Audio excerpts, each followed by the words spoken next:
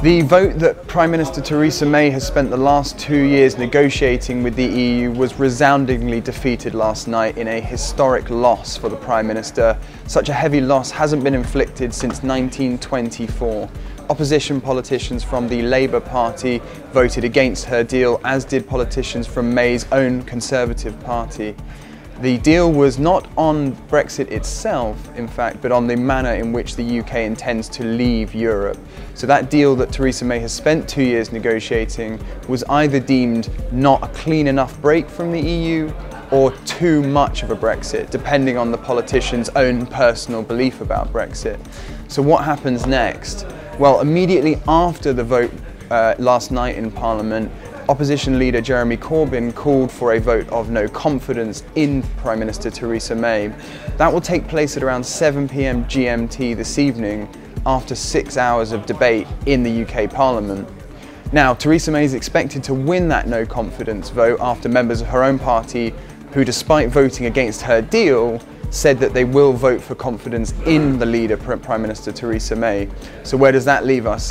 Well, after the vote of no confidence in May is likely won, then we'll go back to the drawing board where opposition party, the Labour, will go and try to work with the Conservative Party to come up with a deal that satisfies more people.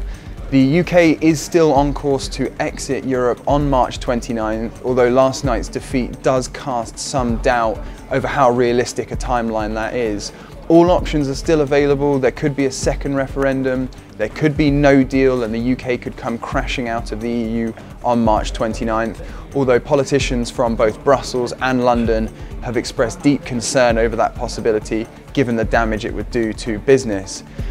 Many options still available in terms of Theresa May's own deal, with certain tweaks that could be made, although one key issue relating to the Northern Irish border still remains, and many politicians within Theresa May's party say that that is a red line and non-negotiable. Likewise, the EU says that that is equally non-negotiable, so it doesn't seem like a compromise could be struck there. So again, really the fun begins now after last night's defeat in the Commons, and who knows what might happen next, but we will wait to see as the debates begin in a couple of hours in the Commons in Westminster, and we will wait to see on the results of tonight's no confidence vote in Prime Minister Theresa May. As always, you can follow us on golfnews.com for the latest updates of the Brexit process, and we'll be back later today with a more in-depth podcast and dirhams and dollars, looking at exactly what happened last night and what the ramifications are going forwards. Thanks very much for watching. I'm Ed Clowes. Cheers.